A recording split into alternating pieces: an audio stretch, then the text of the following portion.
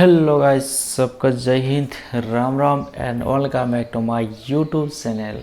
तो दोस्तों, आज मैं बहुत दिनों के बाद आज इस वीडियो को लेके आ रहा हूँ क्योंकि मैं छुट्टी में था। आप लोगों को पता है जो मेरा वीडियो देखता है।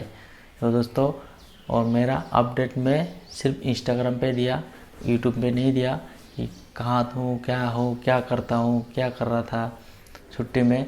तो मैं पूरा इंस्टाग्राम में दिया था। जो मेरा इंस्टाग्राम आईडी DKR05, वहाँ पे जाके आप देख सकते हो और वहाँ पे जाके फॉलो करके वहाँ पे जितना आप लोग कमेंट करता है, मैसेज करता है, उसका मैं रिप्लाई दिया हूँ। जो किया है उसको पता है। तो दोस्तों, आप भी अगर कोई पर्सनल क्वेश्चन है तो वहाँ पे मेरा इंस्टाग्राम पे जाके फॉलो करके मैसेज कर देना, मैं पूरा रिप्लाई दे देता हूँ। तो दोस्तों, आज मैं आप लोग जो यूट्यूब पे जो कमेंट किया है उस कमेंट का आज मैं पूरा रिप्लाई देने वाला हूँ। तो दोस्तों, आज का वीडियो बहुत ही इंटरेस्टिंग और नॉलेजेबल होने वाला है क्योंकि बहुत सारा जानकारी, बहुत सारा आप लोग जो कमेंट किया है उस कमेंट का मैं पूरा A to Z जितना हो सकता है मैं पूरा रिप्लाई दे दूँगा। तो दोस्तों, आज का वीडियो बहुत ही इंटरेस्टिंग होने वाला है। तो दोस्तों, वीडियो को बिल्कुल भी स्किप मत कर लेना। तो चलिए आज का वीडियो स्टार्ट करते हैं। तो सबसे पहले दोस्तों, फर्स्ट क्वेश्चन एक ने किया है, सर आसाम राइफल में म्यूजिशियन की भर्ती होता है कि नहीं होता है, और होता है तो कब होता है। तो दोस्तों, मैं बताना चाहूँगा जो आसाम राइफल में म्यूजिशियन की भर्ती, फ़िलहाल तो मैंने अभी तक सुना नहीं है म्यूजिशियन की भर्ती होता है कि नहीं होता है। लेकिन जब भर्ती होता है, एक GD का सिपाही जो भर्ती होता है, भर्ती होने के बाद वो म्यूजिशियन में जा सकता है।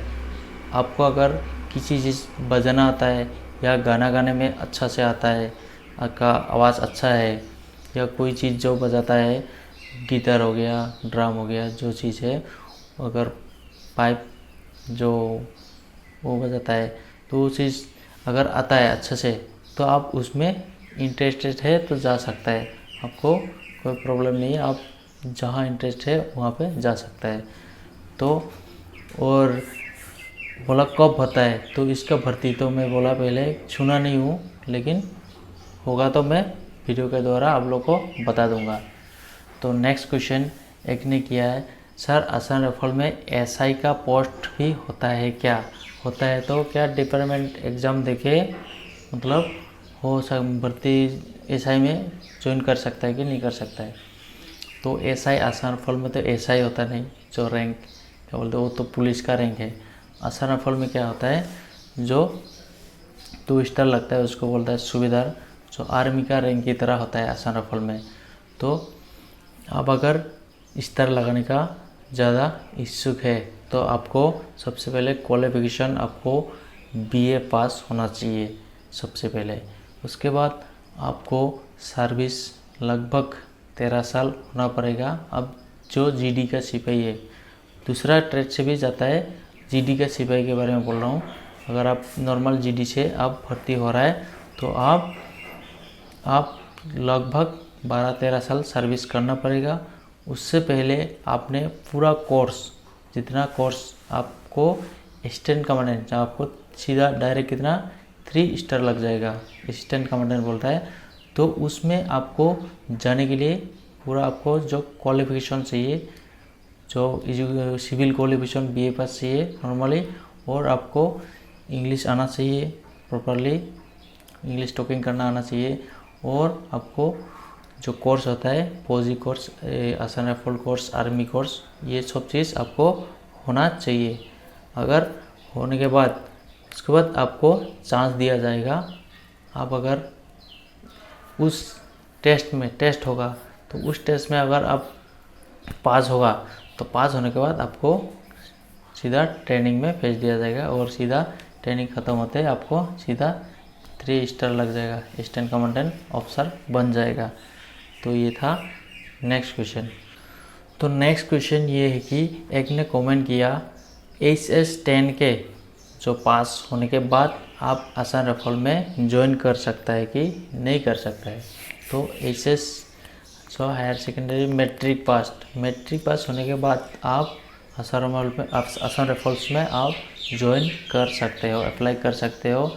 जो एसएससी के द्वारा होता है तो उसमें आप अप्लाई कर लेना, आपको हो सकता है। और नेक्स्ट क्वेश्चन एक ने किया है कि आसान राइफल में ट्रेनिंग कितना दिन का होता है, और जो और एक ने कमेंट किया जो ज्वाइन करता है, ज्वाइन करने के बाद ट्रेनिंग में कितना पैसा मिलेगा, फर्स्ट पेमेंट कितना मिलेगा। तो सबसे पहले ट्रेनिंग के बारे में बोलता हूँ। तो ट्रेनिंग के बारे में पहले भी बताया था, फिर अब यार बोलता हूँ।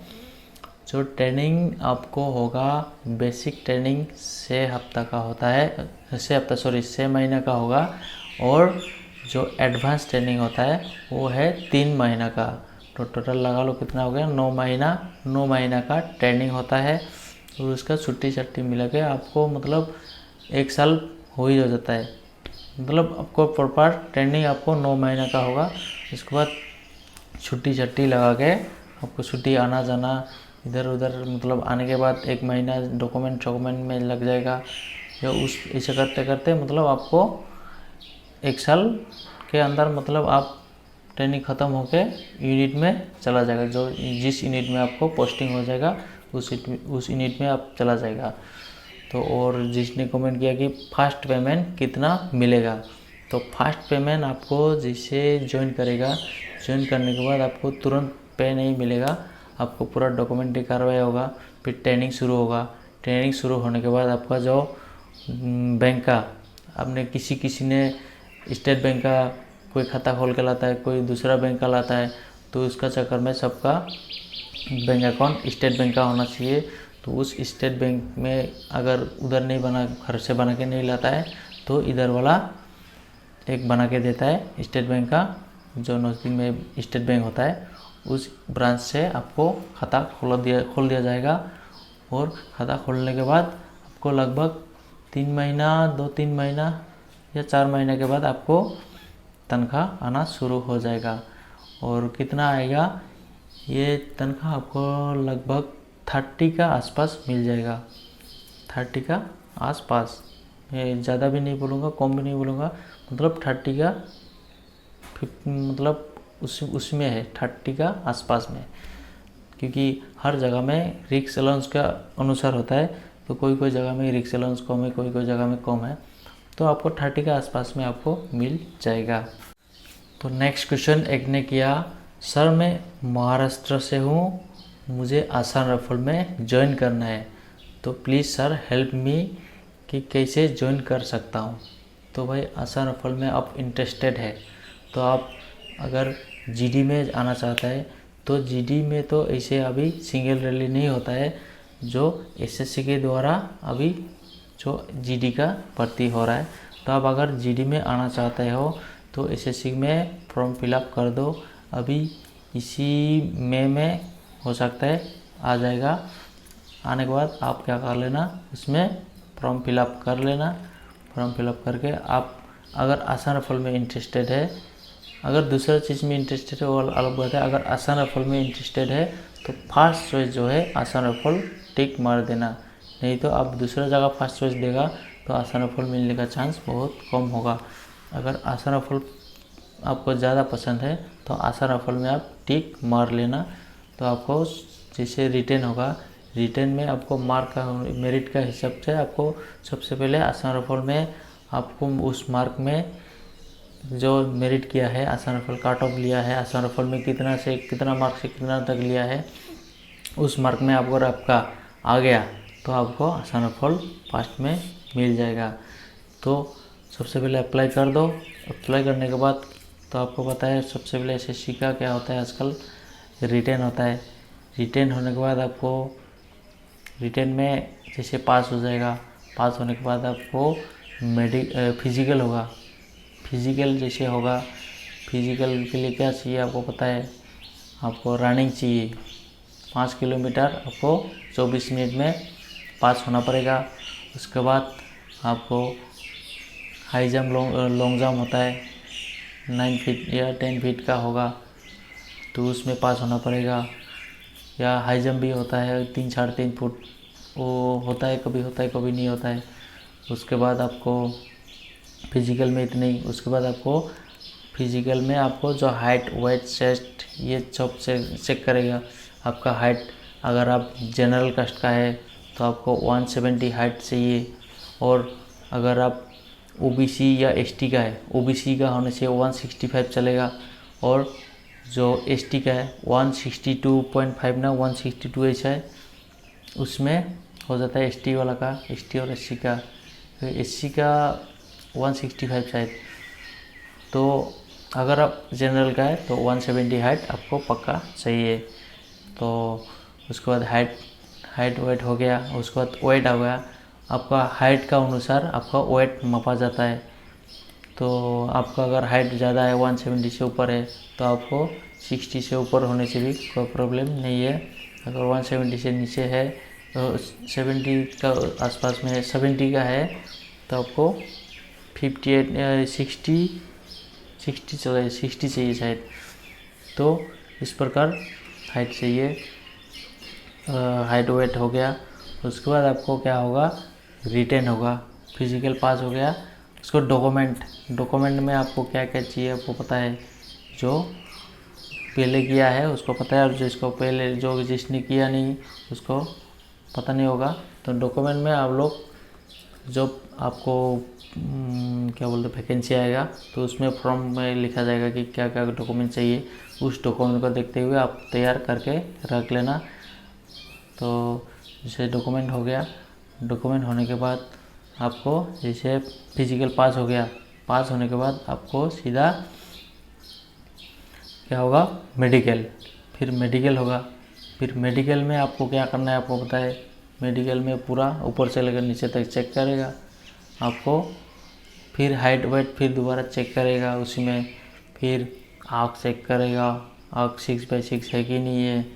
किसी ने कमेंट करता है कि आँख मेरा ये 6 है और एक में कम है, तो उसमें भी नहीं चलेगा। आप नज़दीक वाला देख सकेगा, कोई दूर वाला देख नहीं पाता है तो उसमें आउट कर देगा।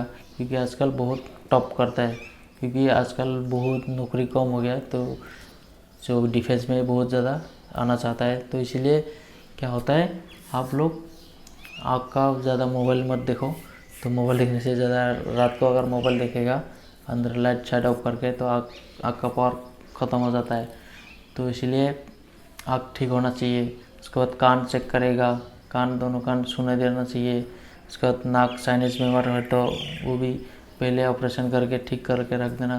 फिर दांत टूटा छूटा नहीं होना चाहिए। उसके बाद आपको क्या चेक करेगा, उसके बाद एक्सरे करेगा। एक्सरे में आपको कोई हड्डी टूटा नहीं होना चाहिए। हाथ इस प्रकार, हाथ जो ये सीधा होना चाहिए। ये अगर किसी का थोड़ा टेढ़ा होता है तो वही टेढ़ा होने से आपको उसमें भी आउट कर देता है। और कोई स्टाइल में जो टाटू बनाता है, आजकल वो टाटू नहीं चलता है। तो ये टाटू भी आजकल बहुत लड़का लोग समझता नहीं है। पहले जोश जोश में बना देता है, बाद में क्या हो जाता है, तो लोग नौकरी में नहीं मिलता है। तो इसलिए टाटू शाटू मत बनाना। जो जिसने नहीं बनाया, जिसने बनाया उसका तो कोई बात नहीं, वो दूसरा जॉब मिल जाएगा। उसके बारे में बोल नहीं सकता हूँ, लेकिन क्लियर मैंने सुना है कि जो टाटू वाला है उसको मेडिकल में फेल कर दिया जाता है। और ज़्यादा घाव साव बीमारी ज़्यादा होने से उसको मेडिकल में फेल किया जाएगा। उसके बाद हाथ हड्डी चड्डी हो गया। उसके बाद नीचे जाएगा, नीचे का जो पार्ट्स है वो भी ठीक से चेक करता है। और अंदर का जो पाल्स बीमार होता है किसी किसी का, तो उस पाल्स बीमार होने से भी आपको आउट किया जाएगा। फिर पाँव में जाएगा। पाँव में जाने के बाद दोनों घुटना खड़ा होने के बाद दोनों घुटना नहीं लगना चाहिए, आसपास मतलब टच नहीं होना चाहिए, थोड़ा गैप होना चाहिए। फिर उंगली दिखेगा। उंगली में आपको 5 उंगली होता है, 5 ही होना चाहिए। ठीक है, 6 होने से उसको मेडिकल फेल कर दिया जाता है। और उसके बाद हाथ ऐसे करके देखा, किसी किसी का ऐसे करके काँपता है, तो वो काँपने से भी क्या होता है, फेल कर दिया जाता है। जो मैं आसान फल में मैंने जिस प्रकार दिया है वो उसके बारे में मैं बोल रहा हूँ। मैंने एसएससी में तो नहीं दिया है, लेकिन मैंने एसएससी का थ्रू नहीं हुआ। मैं तो सिंगल भर्ती जब हुआ था उस टाइम दिया था। एसएससी में भी दिया था, तो इसमें भी मैं दूसरा जगह में दिया था तो इस प्रकार ही हुआ था, तो इसीलिए मैं आप लोगों को बोल रहा हूँ। तो उसके बाद आपको मेडिकल पास हो गया। मेडिकल पास होने के बाद आपको सीधा क्या होगा, मेरिट, सीधा क्या होगा, मेरिट लिस्ट में आएगा। मेरिट लिस्ट में अगर आपका फर्स्ट चॉइस कट ऑफ किस प्रकार होता है, आप जिस फर्स्ट चॉइस जिसमें दिया है, आप अगर मान लो BSF या CRP या आसान रफॉल जिसमें दिया है, उस आसान रफॉल में क्या होता है, एक नंबर देगा, उसका बीच में आसान रफॉल लेता है। वो स्टेट अलग आता है, हर स्टेट का अलग आता है। तो उसमें उस मार्क में अगर आपका मार्क सेट है, फिट है, तो आपको फर्स्ट चॉइस मिल जाता है। अगर फर्स्ट चॉइस में नहीं होता है तो आपको नीचे वाला में आपको कोई भी मिल जाएगा, अगर आपका नंबर ठीक ठाक है। अगर आपका नाम मार्क कम है तो आपको मेरिट लिस्ट में नाम नहीं अभी आ सकता है। तो ये था मेरा जो आसान रफॉल में आने का इच्छुक था उसके लिए ये खास करके उसका वीडियो था। और बहुत सारा कमेंट करता है कि मेडिकल में क्या चेक करता है, फिजिकल में क्या होता है क्या नहीं होता है, डॉक्यूमेंट में क्या होता है नहीं होता है। तो इसीलिए मैं पूरा एक साथ इस अभी बता दिया इस कमेंट का रिप्लाई। तो नेक्स्ट क्वेश्चन एक ने किया, सर आसान रफॉल में जिम फैसिलिटी है कि नहीं है। तो जिम फैसिलिटी आसान रफॉल में है। आप अगर जिम में बॉडी में ज़्यादा इंटरेस्टेड है, बॉडी बनाने में इंटरेस्टेड है, तो आपको जिम करने को मौका मिलेगा, लेकिन मौका इतना टाइम मिलता नहीं है। आपको जिम फैसिलिटी है लेकिन आपको टाइम बहुत कम मिलता है। तो ये इतना ड्यूटी डाटी करके आने के बाद आपको जिम करने का आपको मौका बहुत कम मिलता है, आलसी लगता है। ऐसे ड्यूटी दे थक के आ जाएगा, फिर आके सो जाएगा, फिर जिम करने का टाइम बहुत कम होता है। अगर कभी कभार ड्यूटी जर्टी नहीं है, फिर भी आप अगर ज़्यादा इंटरेस्टेड है, टाइम निकाल के खुद कर सकते हो, आपको फैसिलिटी मिल जाएगा। तो नेक्स्ट क्वेश्चन एक ने किया, सर आसान रफॉल का रिलेशनशिप सर्टिफिकेट आर्मी में चलेगा कि नहीं चलेगा। मैंने पहले भी बता दिया, जो आसान रफॉल में जो रिलेशन सर्टिफिकेट आसान रफॉल का वो आर्मी में नहीं चलेगा, क्योंकि आसान रफॉल और आर्मी अलग अलग है, डिपार्टमेंट अलग है। तो उसका और इसका आर्मी का आसान रफॉल में नहीं चलेगा और आसान रफॉल वाला आर्मी में नहीं चलेगा। तो आपको क्लियर बात बोल दिया। अब उसका डाउट में मत पड़ना कि आसान आर्मी का भाई हूँ या लड़का हूँ तो उसका उधर से हो जाएगा, तो ऐसा नहीं होता है। आप आसान रफॉल का है तो आसान रफॉल में आपको रिलेशनशिप सर्टिफिकेट, अगर कोई रिलेशन भर्ती होता है तो उसमें दे सकते हो। और आर्मी का है, आर्मी का लड़का या भाई है तो उसमें आर्मी में ही आपको दे सकता है, बाकी आप दूसरे जगह में नहीं दे सकते हो। तो नेक्स्ट क्वेश्चन ये है कि सर आसान रफॉल में लास्ट एज कितना तक है। तो आसान रफॉल में लास्ट एज GD हो या ट्रेड्समैन हो, कितना लास्ट एज है, एक ने कमेंट किया। तो लास्ट एज आपको जो जनरल कास्ट का है उसका है 23 इयर्स, और जो OBC का है उसका है 26 इयर्स, और SC या ST है तो उसका है 28 इयर्स तक होता है। तो आप अगर कौन सा कैटेगरी में आता है वो आपके ऊपर है। आपको अगर आप जनरल का है तो आपको 23 इयर्स के अंदर आपको नौकरी लेना पड़ेगा। अगर ये GD हो या ट्रेड, दोनों में सेम एज होता है। तो स्पोर्ट्स कोटा का भी कोई एक ने कमेंट किया, स्पोर्ट्स कोटा का वैकेंसी भी आता है कि नहीं आता है। हाँ, स्पोर्ट्स कोटा का भी वैकेंसी आता है, तो कभी कभार आता है, हर साल नहीं आता है, कभी कभार आता है। तो आने से मैं वीडियो के द्वारा बता दूंगा। तो दोस्तों आज का वीडियो बहुत ही लंबा हो गया, तो वीडियो अच्छा लगा तो एक लाइक, और कुछ पूछना है तो कमेंट, और मेरा इंस्टाग्राम ID DKR05 वहाँ पे जाके फॉलो करके कोई भी क्वेश्चन है तो मेरे को आंसर मतलब क्वेश्चन कर लेना, मैं रिप्लाई दे दूँगा। और नेक्स्ट वीडियो में इस वीडियो का नीचे में जितना कमेंट आएगा तो पूरा कमेंट का मैं नेक्स्ट वीडियो में देता जाऊँगा। तो फ़िलहाल मैं हूँ अभी क्वारंटाइन में। तो छुट्टी ख़त्म हो गया, तो छुट्टी ख़त्म होते मैं आ गया, अभी कल आया था। तो अभी क्वारंटाइन में हूँ। तो क्वारंटाइन में मेरा टाइम है बिल्कुल। मैं वीडियो अभी जितना आप लोग कमेंट करेगा तो पूरा कमेंट का मैं रिप्लाई मतलब वीडियो के द्वारा आप लोगों को दे दूँगा। तो चलिए आज के लिए इतना ही, मिलते हैं नेक्स्ट वीडियो में। तब तक के लिए बाय बाय एंड जय हिंद।